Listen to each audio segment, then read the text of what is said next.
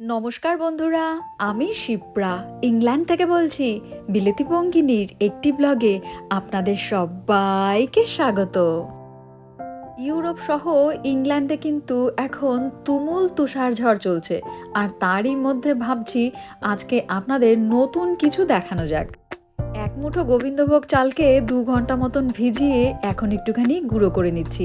আর দেখুন, আমি অনেকটা জল দিয়েছি, আর এই গুঁড়োটা কিন্তু একটু মোটা মোটা হবে। 1 লিটার ফুল ফ্যাট মিল্ক সেটাই ফুটিয়ে আমি আধা লিটার বানিয়ে ওই যে চালের গুঁড়োটা দিয়ে দিলাম। আর এইবার যে আমটা কেটেছিলাম ওই আমের অর্ধেকটা একদম পুরো দারুণ সুন্দর করে পিউরি বানিয়ে সেটাও এই দুধের মধ্যেই দিয়ে দিচ্ছি। দেখুন কি দারুণ ঘন হয়ে গেছে। আমার যদিও একটা দলা মতন আম পড়লো, আপনারা কিন্তু যখন আমটা এরম করে দেবেন তখন দারুণ সুন্দর করে পেস্ট করে নেবেন। মাঝখানে কিন্তু আমি আবার 1 মুঠ গুড়ও দিয়ে দিয়েছি, আপনারা চাইলে চিনিও দিতে পারেন। আর মুখে দিয়ে দেখি তেমন ভালো মিষ্টি হয়নি, তাই বাদ বাকিও যতটা আম ছিল সেটাও পিউরি বানিয়ে আবার ওই একই দুধের মধ্যেই দিয়ে দিলাম। আমের ফিরনি বানানো কিন্তু একদম সোজা একটা পদ্ধতি, কিন্তু ভাবুন আমরা দোকানে গিয়ে কত টাকা দিয়ে কিনে কিনে খাই। আর এই আমের ফিরনি ছাড়া যদি আপনারা এমনি সাধারণ ফিরনি বানাতে চান, সেই ক্ষেত্রে কিন্তু আমটা বাদ দিয়ে সেখানে অনেক বেশি ড্রাই ফ্রুটস দিয়ে দিলেই হয়ে যাবে ফিরনি। ফলের রাজা আম। আমেদের মধ্যে আবার কে রাজার রাজা সেটা আমার জানা নেই, তবে আমার প্রিয় আম হলো হিমসাগর। আপনার কোনটা শুনি? কমেন্ট বক্স কিন্তু খোলা রইল। এগুলো না বেশি মিষ্টি, এটা কম মিষ্টি। আঠির পাশটা একটু টক, বাট সেই মিষ্টি, জম্মের মিষ্টি।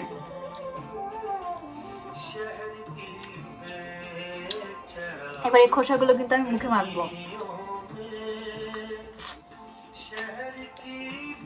ম্যাঙ্গো ফেশিয়াল হয়ে যাবে।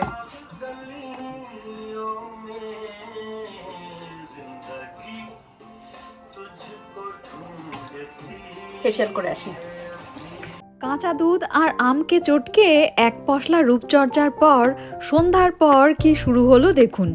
আজকে সারা দিন সকাল থেকে টিভিতে বলে যাচ্ছে যে হাই অ্যালার্ট, হাই অ্যালার্ট, মানে বিশাল তুষার ঝড় হবে। সত্যি সত্যি এখন শুরু হয়েছে। এই যে কীরকম বরফ পড়ছে আপনারা বুঝতে পারছেন, মানে মানে কি বিভৎস, মানে খালি চোখে দেখা যাচ্ছে, মানে বিশাল আর কি তুষার ঝড়। মানে আমি এই প্রথম দেখবো আজকে। দেখুন কীরকম রাস্তাঘাট, মানে পুরো মানে কয়েক সেকেন্ডের মধ্যে মানে তুষার পড়ে পুরো বোঝাই হয়ে যাচ্ছে। তা তো আছেই, মানে হাওয়া, মানে বিশাল হাওয়া আর কি, বিশাল ডেঞ্জারাস ব্যাপার। এই যে লাইটটার সামনে হয়তো একটু বোঝা যাচ্ছে।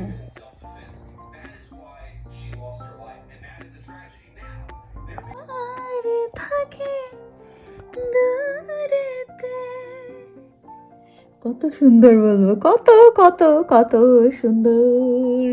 এখন আমি হচ্ছে এখন আমি বেরোবো বাইরে এইসব দাপাদাপি করার জন্য, আর আপনাদেরকে দেখাবো সামনে একটা পার্ক আছে। আজকে মোটামুটি কালকে যা বললো তাতে ওই 11 সেন্টিমিটার মতন, সরি 11 ইঞ্চি মতন বরফ জমে আছে। তুষার ঝড়ে শাশুড়ি ভয় পাবে বলে আমার বর ওই বাড়িতে গেছিল, আর জানলাটা তাই খোলা রেখেই আমি ঘুমিয়েছিলাম। সকালবেলা এরম দৃশ্য দেখে মুখ থেকে অটোমেটিক্যালি গান বেরিয়ে এলো। কিন্তু আমাদের বাড়ির সামনেটা, এই দেখুন নিচে, এটা কিন্তু হসপিটাল। এরা হচ্ছে আমাদের আমাদের ভাড়াটে। এই হসপিটালটা, হসপিটাল বলতে হসপিটাল না, কাউন্সিলিং, ওই কাউন্সিলিং হয় এখানটায়। হসপিটালেরই একটা পার্ট আর কি, গভর্নমেন্ট থেকে। এটাও পুরো বন্ধ, সব ক্লোজ, সব। ঘর থেকে বেরোলেই আমার ঘরের সামনে এরকম, আর সব এই যে সব সব ওই গাড়ি নিয়ে সব আটকে গেছে, ওই যে গাড়ি। কি দারুণ! আর আমার এই যে অবস্থা, সেই মজা। তো চলুন এবার ওই পার্কের দিকে যাই। আর ওরা ওই যে ওরকম সব নিয়ে যাচ্ছে, সব স্লেজ গাড়ির মতন, এরকম স্লেজ গাড়ি মনে হয় বলে, সব বাচ্চাদেরকে খেলা করার জন্য। এইটা দেখতে আরো দারুণ লাগে। সব এরকম করে আসছে, এই সবচেয়ে মজার ব্যাপার।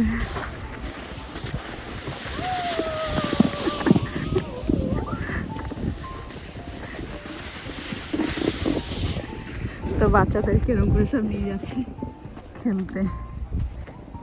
যতদূর দেখা যাচ্ছে শুধু বরফ আর বরফ, মানে প্রচুর থিক বরফ আর কি। এই যে এরকম থিক বরফ, বিশাল থিক বরফ। ওহ, বাচ্চাদের হেভি মজা, বাচ্চারা তো সব এরকম করে খেলছে। আর এইসব বাচ্চাদের সাথে আমার মতন কিছু বুড়োও আছে যাদেরও হেভি মজা আর কি। কি যে আনন্দ লাগছে কি বলবো, দারুণ দারুণ।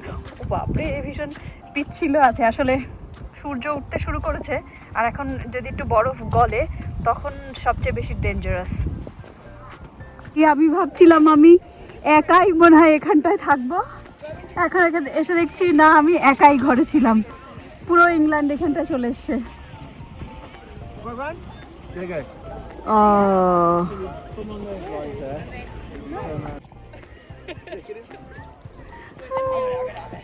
এখানে আরেকটা।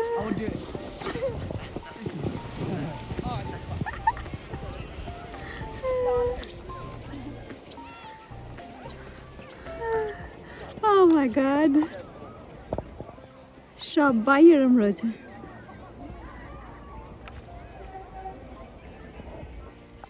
চারদিক শুধু বরফ আর বরফ, বরফের চাদরে যেন ইংল্যান্ডকে পুরো মুড়ে দেওয়া হয়েছে। কে বলবে 2 দিন আগে এখানেই ছিল সবুজের অভিযান, আর আজকে সাদায় সাদা। সত্যি যেদিকেই তাকাই শুধু সাদা, আর তার মাঝখানে ছোট্ট ছোট্ট মানুষ, বাচ্চারাই বেশি। বড় একটা স্নোম্যান এখানটায়, স্নোম্যানটা কিন্তু হেভি দেখতে। বাটন, আচ্ছা এই যে হচ্ছে স্নোম্যান, আর স্নোম্যানের সাথে স্নোম্যানের ডগও আছে। পড়লাম আমি ধপাস করে, বাপরে বাপ, গেছে কোমর ভেঙে, বাপরে। এই যে হচ্ছে স্নোম্যানের ডগ, আর এই যে হচ্ছে স্নোম্যান। চলে এসেছি মানুষজনের কাছে। আমি ওই মাথা থেকে হেঁটে এলাম, এবার আমি এই মাথায়।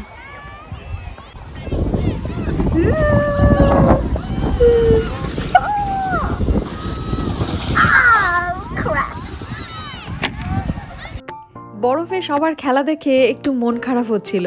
একজনের কাছ থেকে একটা স্লেজ উধারি নিয়ে আমিও 2বার কিন্তু চড়ে নিয়েছি। আর এইখানে দেখছি 3টে স্নোম্যান দাঁড়িয়ে রয়েছে। এ তো আবার দাঁত বের করে হাসছে, নাকে আবার গাজর গোজা। তুষার ঝড়ে কিন্তু সমস্ত কিছুই বিপর্যস্ত। রাস্তার মধ্যে অনেক গাছও পড়ে আছে। স্কুল, কলেজ, অফিস, আদালত সমস্ত কিছুই বন্ধ। দেখুন এত যে লোক এসছে তারা কিন্তু সবাই স্থানীয়, গাড়ি তো চলছে না। কিন্তু রাস্তা আপনারা দেখেছেন আমার ব্লগে আগেও, এখান থেকে আমি বাস ধরি। সব গাড়ি বন্ধ আজকে, এমার্জেন্সি হলে তবেই মানুষ বাইরে বেরোয়। ধরুন এই যে এমার্জেন্সি আছে তবেই বেরিয়েছে। আর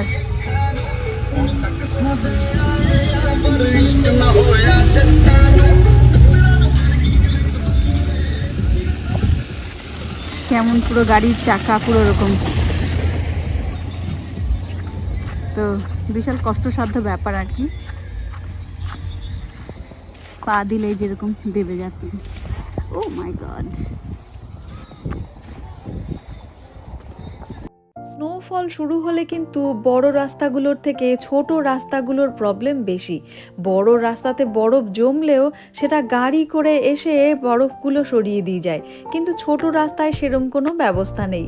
আর এই বাড়িটা দেখুন কি দারুণ, ঝাঁকড়া গাছগুলোর ওপর বরফ জমে রয়েছে। এই গাড়িটা তো পুরো ঢেকেই গেছে, দেখুন এখানটায় কি দারুণ জমে আছে। আর এইগুলো হচ্ছে গোলাপ গাছ। গোলাপ গাছে আজ গোলাপ ফুল নয়, সাদা সাদা বরফ ধরেছে। বাড়িতে এসে রাত্রেবেলা এখন একটুখানি রান্নাঘরে ঢুকে পড়েছি। আর আজকে কিন্তু একদম বাঙালি একটা খাবার রান্না করব। আসলে আমি যেদিন একা একা থাকি সেদিন আমি চেষ্টা করি যে আমার মতন কিছু খাবার বানিয়ে নেওয়া।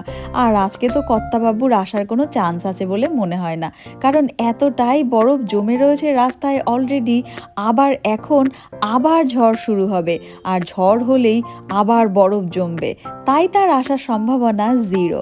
তাই আমি আমার মতন করে একটা খাবার বানিয়ে নিচ্ছি। মা না গরমের সময় এরম ঝিঙে আলু দিয়ে কি দারুণ পাতলা ঝোল করে। আমিও ঠিক আজকে ঝিঙে আলু দিয়ে সেরম পাতলাই ঝোল করছি। সবার আগে কড়াইতে একটুখানি কালো জিরে আর লঙ্কা দিয়ে দিয়েছিলাম ফোড়নে, আর তারপর আলুগুলো ভেজে ঝিঙেটা একটু নাড়াচাড়া করে এইবার জল ঢেলে একদম পাতলা একটা ঝোল করে নিয়েছি।